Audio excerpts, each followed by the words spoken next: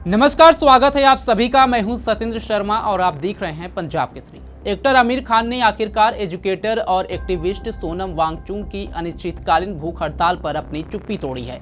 आमिर ने उस लंबे समय से चली आ रही धारणा पर भी बात की कि क्या 3 इडियट्स में उनका किरदार रेंचो सोनम वांगचुक पर आधारित था और साफ किया कि ऐसा नहीं था।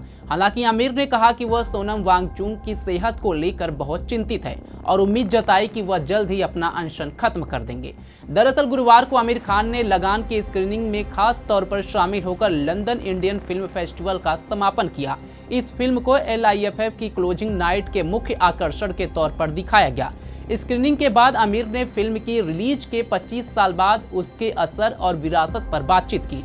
इस सेशन के दौरान एक्टर ने दर्शकों के सवालों के जवाब भी दिए।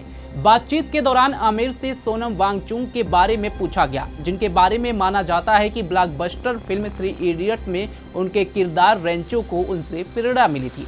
चर्चा में सोनम वांगचुक की चल रही अनिश्चितकालीन भूख हड़ताल का भी जिक्र हुआ और एक्टर से इस मुद्दे पर उनके विचार पूछे गए।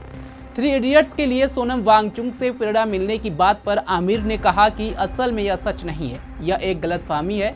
जब हम 3 इडियट्स फिल्म बना रहे थे तब मुझे मिस्टर सोनम के बारे में पता भी नहीं था।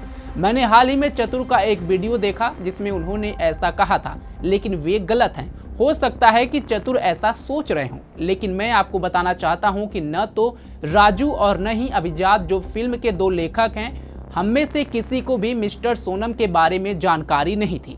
हालांकि मिस्टर सोनम जो काम कर रहे हैं वह बहुत अच्छा है। उनकी और उनके काम की इज्जत करने के लिए यह जरूरी नहीं है कि वे 3 इडियट्स के किसी किरदार पर आधारित हों। मैं यह बात असल तथ्यों के आधार पर बताना चाहता था। इसके बाद आमिर से सोनम वांगचुक की सेहत को लेकर बढ़ती चिंताओं के बारे में पूछा गया, क्योंकि वे दिल्ली के जंतर मंतर पर शिक्षा मंत्री धर्मेंद्र प्रधान के इस्तीफे की मांग को लेकर अनिश्चितकालीन भूख हड़ताल पर बैठे हैं। आमिर ने कहा, हम सभी उनकी सेहत और जिंदगी को लेकर बहुत चिंतित हैं। हमें उम्मीद है कि सब कुछ ठीक हो जाएगा। हम सभी यही उम्मीद कर रहे हैं कि वे अपना अनशन खत्म कर दें। बता दें, कई साल पहले कौन बनेगा करोड़पति में अमिताभ बच्चन से बात करते हुए सोनम वांगचुक ने भी अपनी बात साफ की थी। उन्होंने कहा था कि अगर कहें कि यह फिल्म मुझसे प्रेरित है तो मैं इससे इनकार नहीं करूंगा। बहुत से लोग कहते हैं कि फिल्म मुझ पर आधारित है, लेकिन मैं इससे सहमत नहीं हूं। सही शब्द यह होगा कि यह शायद प्रेरित या प्रभावित रही हो। जोश टॉक्स के एक सेशन में वांगचुक ने बताया था कि उन्हें 3 इडियट्स के बारे में पहली बार कैसे पता चला। उन्होंने कहा, मैं परेशान हूं क्योंकि लोग मुझसे लगातार पूछते हैं, क्या आपका स्कूल वही है जो 3 इडियट्स में दिखाया गया है? क्या आप फुंगसुक वांगडू हैं? मैं साफ करना चाहता हूं, नहीं, मैं फुंगसुक वांगडू नहीं हूं, मैं सोनम वांगचुक हूं।